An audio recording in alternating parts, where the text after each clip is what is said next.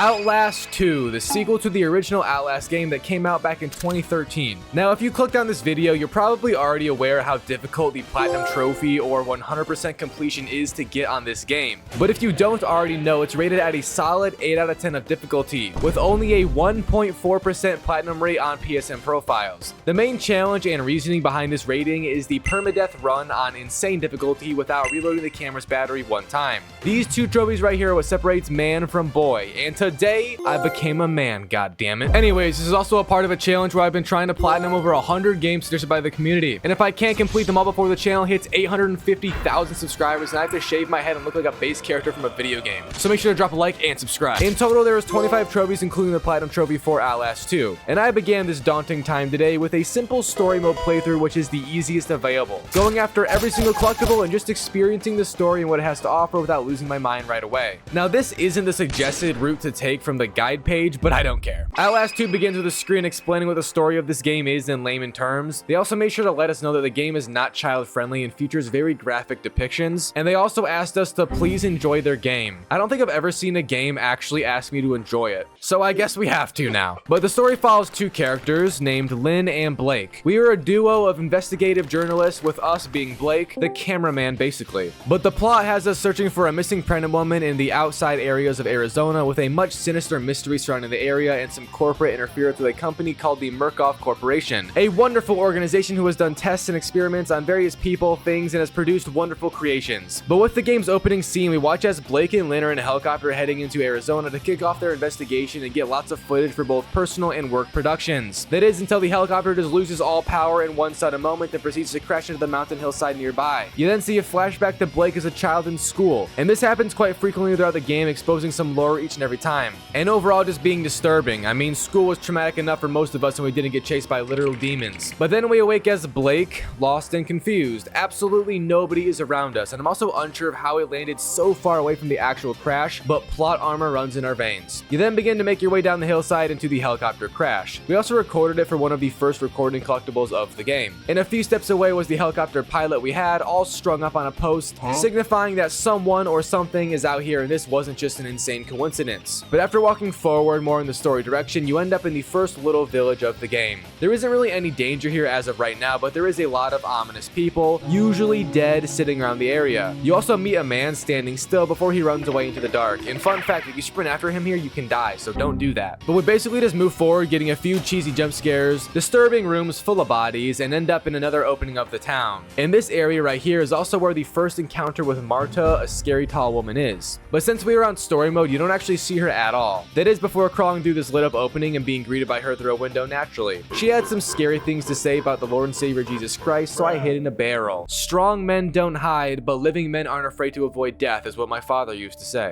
But in this house, we also got introduced to the microphone on the camera, which can pick up audio from people talking through walls and lets us get a hint at where enemies or people just are. However, once exiting the home again, since we were on story mode, no enemies were present here, although they will be on later in harder difficulties. But a big flash of light happens, signifying we are safe, and whenever this occurs in the game, it just sort of is telling you that you are safe from any enemies that could have been chasing you. There was in a church ahead of us, and I entered it because a lot of people were there and it seemed very important. This is also where Lynn is being held, and we can hear her crying for help in the distance within it. Before reaching her though, I had to grab a key in the basement and crawl through some cages with quote-unquote people in them who don't ask before touching you. I then used the key to unlock a door, walked upstairs, and proceeded to jump through a window down to Lynn, who also jumped through a window. And then both of us started to run away after the cult inside the church spotted us. This is also where the first story trophy of the game pops. However, the chase would come to a halt before it really even started, and a very long cutscene then played. The cult essentially caught us because Lynn has been chosen as their vessel for a child. It's very disturbing what they did to her, and also not totally known, but throughout the story you can assume the horrid things Lynn has gone through during their capture, torture, and belligerence. Thankfully for Blake and Lynn though, another character comes into the play here called Val. She's a more future boss and enemy, but she's the leader of the heretics, the opposing group of enemies in the game to the cult. There's a whole spiritual war going on between them, but for now Val just licked us and made some suggestive remarks.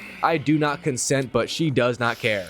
Blake then gets knocked out and the story has us wake up again being completely and utterly alone, abandoned in the dark of the woods. But we walked through a path nearby and made it to another town. This also featured the first chase section with real enemies in the easy mode. And there is just one dude who also caught me because apparently hiding in water did nothing right now. I'm very disappointed. I did manage to run away, however, and made it to the goal of this area, getting hit with a flash of light and ending up in the school once more. This school part wasn't bad though, and it just had us run outside of it basically, which is vastly easier compared to the future ones. But it did disorientate Blake a ton upon reaching real life once more, and we got greeted by a nice dude named Ethan. He is also the father of the missing pregnant girl, so there was a little bond forming between him and Blake before we rested for a minute in his basement. And Marta came in and picked up Ethan, then killed him. Absolutely shameless behavior. We also recorded his dead body. It's for evidence, I swear. There was in a tiny cornfield section where you kind of just walked through it, and there was no danger on the difficulty we were on, so it was quite scenic. But that led into the first kind of real puzzly part of the game. Having two enemies in a room with us, we had to push a cart without dying to reach a ladder in the room. It's quite easy to do this because you can literally just wait for them to walk away, then push it, climb the ladder, and walk across the beam towards the window, exiting the place. It then took us to a cave and we saw some pretty spooky stuff inside, but that exited out to the first big town of the game, and the infamous elevator puzzle. We have to take the elevator to get up and progress the game, but there is no power, making it useless. It's very easy to get power though, just needing us to turn on a generator in the very far building away from the elevator. How convenient. But after turning it on, a scary lady spawned in behind us, and if you don't move, you won't get hit. But being the idiot I am, I just ran right into her and almost died. The power is now on though, so I ran back to the elevator, and Marta was chasing us as well, but I managed to get around her and get to the elevator before dying. That led us into a courtyard with a well, and we hear a little girl's voice coming from it. So we of course went to look and then got grabbed by a demon, dragged back into another school flashback. This one featured a bit more complex solving to be needed, but all you really did was crank a music box, then run back and forth down the hall until a door opened, and once opening it, you actually get sent right into a massive chase sequence in the game. And this will last us for quite a few minutes, alternating between running through obstacles in a house to crawling and then hiding under a bed, before escaping to yet again another scary cave. Back into another house chase, another crawling chase, and then finally it ended off with us parkouring into a hut and smashing through the floor fast enough to avoid getting impaled by the enemies, which I did not do on my first attempt, but after making it past that long chase part, we ended up in a schoolhouse and it was quite ominous. Where are the little children at, I wonder? I'm a YouTuber, which means I love those. But after the schoolhouse, we had to push a cart while Marta was taunting us to reach the next area. And in the following area is where the big cart push section is. This is also the first real hard part of the game. After you begin pushing the cart to reach another gate, Marta comes out from the side and begins to chase you down, with the only way of escape being to push the cart all the way. Now since this is easy difficulty right now, I was able to just run far away, then run back and push it the rest of the way. But on the insane difficulty mode, there is a very difficult method, and it's not a fun time whatsoever. After the cart push section, you then reach another church, and inside was a man all strung up on a wheel. A very long cutscene then happened with a new character being named Noth or Not. I'm not sure how you say his name, but he's the leader of the cult and priest, or whatever term you want to use. And they essentially just tortured this guy for information while I watched in the confessional booth. After that, it led us to the real hard cornfield section of this game, but this time there's enemies and you can't really stealth. Instead, just running through it is better. But then you reach the Watermill puzzle, and at first I had no idea what to do after turning the Watermill off, thinking I had to initially swim downstream. I might be an idiot. But all you had to do was slide under a wall and then run out the exit to the right, ending up in Marta's territory, as the NPCs call it. And again, on easy, this isn't a hard section because she rarely shows up, but you have to find a hook off to the left in a absolutely disgusting room, then run back to the right and hook it up to this opening. You then yank it open as Marta runs at us from behind. Once going through the opening, she also grabs you, but a swift kick to the head wins all battles, and we escape from her finally, getting a trophy as well from our efforts in finishing that chapter of the game. You then walk forward like usual and reach a section with numerous beams. Eventually, once you get to the final one, it breaks naturally and you fall down, getting saved by a tree and hung in the air. The twins then walk by as we were hanging and reflecting on our failures, but for now they don't attack you and it's quite peaceful. But eventually you get a prompt to cut yourself down from the tree, and a town is also right next to where we are. However, not much happened in it aside from there being numerous collectibles within it. But once reaching the end of the town, the twins showed up again, and this time they did attack us though, so we had to skedaddle do down the poo-poo, as they say. But once you run past them, reaching another house with a squeeze wall, you then transfer back to another school section. This one was pretty basic, and it ended with us just climbing through the ceiling tiles and into the real world, being then brought up into a cutscene with the twins and their followers. Now this cutscene was pretty long, but they believed that we are like the next coming of Jesus, and proceeded to reenact the crucifixion, and you know the story. But they deadass hung us on the cross and nailed nails into our hands. Poor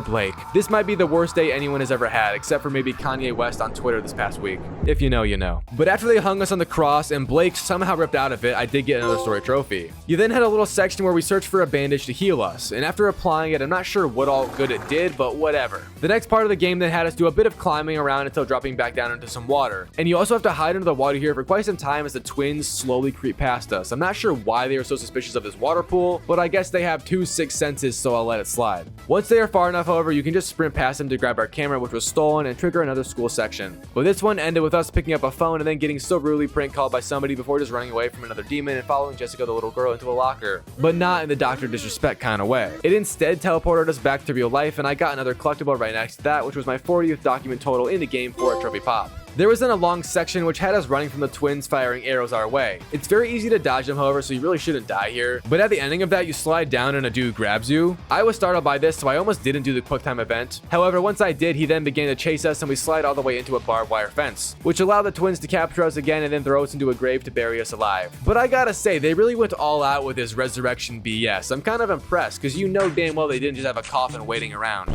But anyways, Blake pushed his way out by the graces of God, and a few steps over to the side there was another recording collectible. Once I recorded it, it was also my 30th recording for another trophy pop. You then reach this hut with a window needing you to jump through it to reach the final section with the twins. Essentially, all you have to do is run up to the top of this hill and unhook a rope holding a hanging man. Because we then had to take that rope back down to the hut we were just in and re-jump through the window. Attach the rope and then Blake began to rappel down before the twins accidentally fell down with us and actually would end up dying. The top 5 most embarrassing ways to die. But we also got a trophy from that because it was finally the ending of the twins chapter. After they died, you then crawl forward and it transitions into another flashback. This one's very simple though and ends quite quickly with us just climbing up a ladder and then into a dark room. With a very cool mechanic using the camera's microphone and following Jessica's voice as she runs in circles, I suppose. Bit of an odd way to move, but it's fine. Once reaching her, there was also a tiny jump scare and then we got sent back to the game. At this point, we've also reached the lake chapter of the story, one of the most boring and dragged out parts of this game. However, I love it because you pretty much can't die and there's almost zero danger. Just a lot of paddling on a raft like we are in the damn Castaway movie. But the raft section ends off with a very sluggish running away part from mud people who are terrifying creations that want to eat us, and not in a loving way. However, it stops abruptly when something sucks us down into a flashback and then you are in a pool with a demon right next to you. Now I'm an idiot, so I try to get his number because I'm lonely, and instead I died. What you're supposed to do, however, is just turn around and run away. Very logical, I know. But this section then had us just kind of running around chasing after Jessica once more. Eventually it ends when the sprinklers begin to rain blood down and we transition back into the real world in the blood rain part of the game, which is horrifying and disgusting. But after entering it for the first time, I got another trophy pop from the story for finishing the lake chapter we just did. So we are now in the blood rain portion like I mentioned, and this section is probably the hardest out of any in the game, aside from the mines in my opinion, just because it's so close together and very short, yet it has the most enemies jammed into it and that's a horrible combo. Another notable part was during a flashback here. It had us traverse a library which was confusing as hell and I somehow didn't die, but damn, I ran around it for ages just into more and more dead ends. But back in the blood rain section, I did die quite a few times here because I had zero clue what I was supposed to do or where I was supposed to go. Another horrible combo. Eventually I did reach the final chase section though, and you had to push this cart over to break this wall. Then you literally just run for the hills and there's a ton of enemies now chasing us. But if you just hold down forward, you'll make it back to the elevator safely. And once you get into the elevator, it ends that section off and we then go down for miles into the caves/mines, which is the real final part of this game. However, after exiting the elevator, and the now destroyed elevator I should say, I got a trophy from reaching the mines chapter. Now in the mines, this is the last real part of the main area of the game aside from the epilogue ending section. And it mostly just consists of us doing chases in the dark, a lot of crawling, and numerous scenes where the heretic leader we met earlier that licked our face did a little bit more. Now I need to make money on these videos to eat food, so I can't show what she's doing during any of this, but it's bad. Shout out to the warning we got at the beginning because it came true. But the best part about this underground section, and my favorite, was the puzzle part where we had to go turn off 2 light switches in a flooded mine block. All the while, the heretic leader named Val, by the way, was hunting us down. And doing this for the first time is one of the scariest and nerve-wracking moments because I had no clue what to really do, and it took me a hot minute with how scared I was to get caught. I also took a lot of damage and got a trophy from using bandages 10 times in the game because of all of the pain I was enduring. But it's quite simple to solve the puzzle, and all you do is switch off the 2 light switches, which turn off an exposed bulb that was electrifying the path we need to follow. After making it past that, there was then just a few more chase sections down here, and I eventually made it to the final rooms. Within them, I also found the final document in the game I needed for that collectible trophy, finishing off a grand total of 55 documents. But then Val came back for one more little jump scare, and instead of assaulting us like she has in the past, we instead got sent to another flashback. And this one really wrapped up the flashback story and arguably the most traumatic moment of Blake's life. Just so happens to also be in his childhood, which is tragic. But basically, if you don't know, Blake went to a Catholic school in his prime and was best friends with a girl named Jessica. However, since the Catholics got a few bad apples, this Catholic school was no exception, and the main dude who runs it did things that Catholic priests have done in the past, if you catch my drift, to Jessica. Oh my God! Oh also ending up killing her right in front of Blake. It's super dramatic, but I also don't really know why it's important in regards to the situation, because then we just wake up and run away from our enemies. So in reality, I think we can all agree that Blake is just losing his mind, and that's what's actually happening, by the way. But after reaching the chase section, we reach Lynn finally after searching for her quite literally the entire game, and she is now fully pregnant with something. Now we all know that's not possible considering she wasn't at the beginning of the night, but nature will find a way. And once we started to walk away with her from the mines, I got a trophy for surviving them. So now we are in the epilogue or final chapter. You basically just escort Lynn through the wasteland that is Arizona's forest until reaching a structure because she needs to get inside, seeing as the quote-unquote baby in her is coming. And we were supposed to help her down, but instead she ate shit, and yeah, that's not good, but it kind of, I don't know, it's kind of funny. That's probably bad to say. I probably shouldn't say that. But Blake then helped her onto a bed or table nearby, and Marta, of all people, shows up again. You then have one final chase section of the game. And it's actually shockingly easy, ignore me dying. But all you do is run to the right, then hug the wall and take the second path that opens up. You then just progress forward in a linear direction and she walks out right in front of us again. It looks like our luck has finally run out, but then the cross from the church comes striking in and kills her. That was a paid actor for sure. But that's it for the possibility of death in the game. And now all that is left is to move forward and find more structure for Lynn to have the baby. What she does, and I'm gonna blur this severely. I might even throw a funny image on the screen because it's fucking disgusting. Also, if you don't know the lore of this game, the baby is actually not real at all. Pretty much nothing around us is. Good old Blake here has completely lost his mind along with everyone else due to the constant loud noises, flashes of bright white lights, and everything that has happened today. Shout out to the Murkoff Corporation, really outdoing it compared to PlayStation's psyop on us all, taking down servers for a day to sell expanded hard drive space. That's crazy. But the game then wraps up with us seeing another Jessica moment. The priest pastor dude dying from failure. I then got a trophy for finishing the epilogue, and another right after for recording my last possible collectible for that trophy finally. The game then ends with one more giant burst of light and a final school flashback. Rest in peace, Jessica, is all I have to say, and here's the final story trophy, at least in terms of gameplay, not difficulty. So that was the easy run I did, successfully getting every single collectible and a few miscellaneous ones. The next step is to now get myself prepared for the insane difficulty run, having to do it in under 4 hours, no battery reload, and no hiding. However, I'm gonna be honest, I was afraid to start that, so I instead just went and did a few random trophies so I could feel better about myself. And I guess you can call this the cleanup stage of my platinum playthrough. The first thing I farmed out of fear was just from crawling 500 meters total, and I did it all in the same spot under a dock like a little wuss. I then spent 10 minutes underwater for another trophy for doing just that, and I reloaded a save in the third chapter, I think, from sliding 12 meters with the blood sprinklers. First try also, might I add. After that though, I decided I had enough already of being a little bitch baby, so I jumped into stage 3 of the trophy guide. The insane playthrough while not reloading the battery, hiding in barrels or closets, and doing it in under 4 hours. And I skipped past playing the game on Nightmare over and over because just jumping in full ass is a better way to learn and saves time. Unless you suck. I do also want to say a huge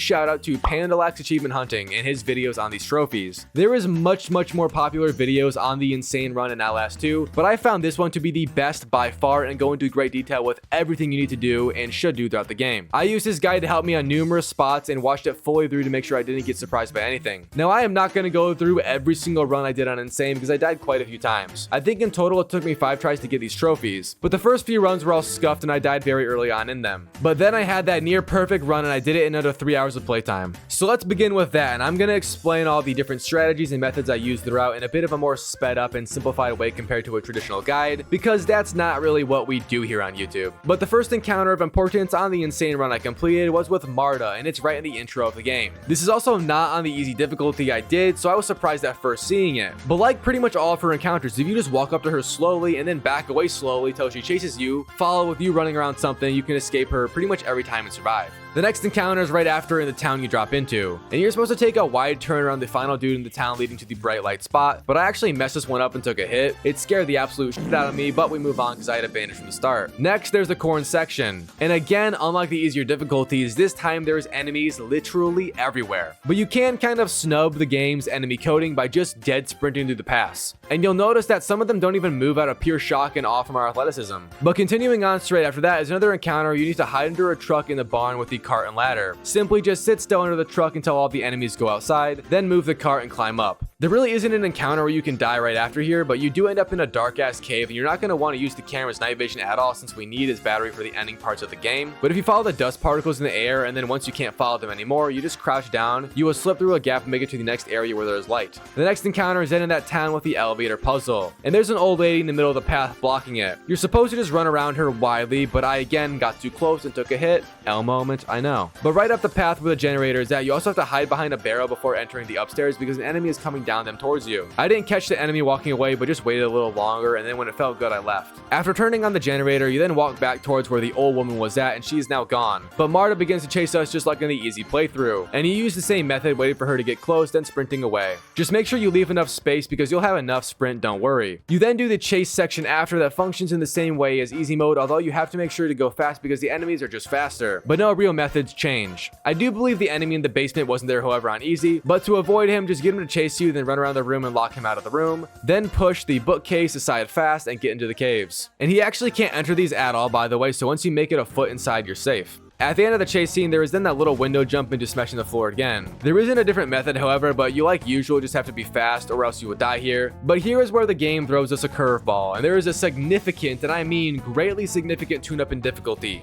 The Marta cart push, a classic. And if you know about Outlast 2, then you will know exactly what I'm referring to. The cart push requires a very distinct method to get it done, and I'm not sure how else you would do it without this method. But you're going to want to start pushing the cart until she walks to about halfway or all the way across the cart in view, then turn around and sprint through this gap in the wall. She gets confused and walks away. Once she's out of view, return back to the cart and try to push it again. Sometimes she doesn't come back right away, but for me she did, and I wasn't chancing anything, so I just ran back pretty much right away and began the method of sliding through the gap and waiting for her to go around the fence's wall, then repeating that over and over whenever she comes back in view. And once you get it close to the fence, you can kind of stretch it out because once you're on the cart, she can't really grab you and you're basically good to go. The following encounter is then in a cornfield again, but much harder than the first one. This time you're going to want to make sure you line up with the watermill off in the distance, but just be aware that it's super hard to see it at first, so don't jump in and start running thinking you'll be able to line it up after because you won't. And I did make that mistake before, sadly. But if you're lined up with the mill and just run straight forward, you should be good. If an enemy does get close to you, just pivot a tad bit to avoid them and you'll be fine. The watermill puzzle also does pose almost no threat if you just lock the doors of the mill. Like, that's literally all you have to do. But the part right after in Marta's territory is a bit more complex, although still very simple. First, you want to walk up to her until she sees you, then run all the way to the hook grate missing area and go to the very end. Once Blake speaks to himself, you're safe and she is despawned.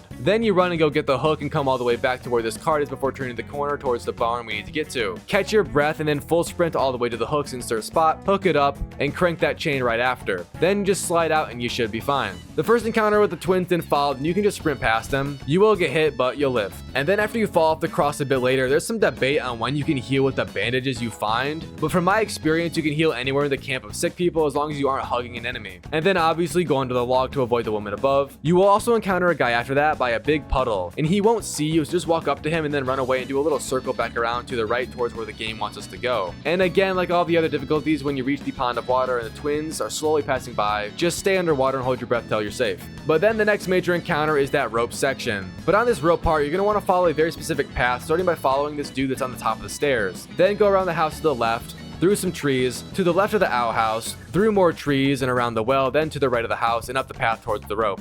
Obviously then walk down and grab the rope, but be ready because this chase is much faster and begins right away once you grab it. However, you can basically just hug the edge of the wall and avoid enemies if they're in front of you. I actually got super lucky and the dude at the end wasn't there like he sometimes is. The next hard encounters are all in the blood rain portion. First off, you're going to want to start sneaking through the crawl spot until the enemy sees you. Then run back and hide under a bench's middle pole, staying well under and out of view. Then once the mud guy walks far enough out of view, you can crawl sneakily through the gap and then make a break for it. You can also run the entire rest of this section just fine. You will get out of breath, but they won't get to you in time. There's also then that library section in the school, but it's not any different compared to the other difficulties. You just want to try and not use the night vision a lot. I did, but I shouldn't have.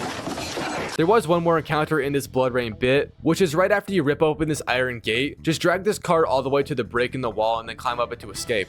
After that, you exit the building and enter another, which kicks off with a standard cross section requiring nothing but speed. The final encounter in the blood rain portion is then the elevator chase bit. You want to activate the button, then hold forward walk while the cart is making its way towards destroying the fence. And the second you're able to sprint and gain control, you need to do so. Then just run the entire rest of the way. Eventually, you'll drop down and regain your speed again so you can sprint the remainder no problem. Take the elevator and we've made it to the mines. mines. Now I'm not gonna lie, I only ever played the mines once on this difficulty, and it was in this run, and I scuffed it up numerous times, so I do not feel comfortable giving anyone tips on how to do this part. But the general advice I have is just be fast and use the night vision if you aren't comfortable in those dark chase scenes, because this is the last part you actually need it. I used it way too much and almost ran out, but I didn't. The final encounter is then with Marta in that destroyed structure, and it functions the same as before. Take the right path to hug the outside wall, then walk past the first exit which crumbles, and go through the second one to the far left. Then progress forward and you'll be just fine. So once that game then wrapped up, I beat it on insane with all the other trophies we've been going after. And because 6 trophies popped at once, only 1 showed up sadly, but that's just how it works. I did have 1 more remaining, however, which was to listen to the camera's microphone for 20 minutes total. So I just loaded up a random chapter and sat there with it on until the trophy popped, with the Outlast 2 Platinum Trophy popping in succession. So that was the Outlast 2 Platinum Trophy experience. I hope you all enjoyed this video. I tried hard to give as much detail and explanation to both the game and trophies that I could without boring myself and you all. I've been told to make videos longer from a lot of people, so let me know what you guys think about this one, and if you like the detail, then I might just keep on doing it. Then again, I'm bipolar like Kanye West, so who knows. But anyways, Outlast 2 is an absolutely amazing game. I genuinely enjoyed my time today, and I thoroughly gave it my all because it was just such a hard thing to do. And I also did this entire game's platinum in only 9 hours according to PlayStation. Now I think it was more like 13 or 14, but still. Its Illusion is the motherfucking go, and don't you forget it. Alright, I love you guys. Sorry for the flex, but it has to be done. This is the hardest game I've ever platinumed in my life besides your mother.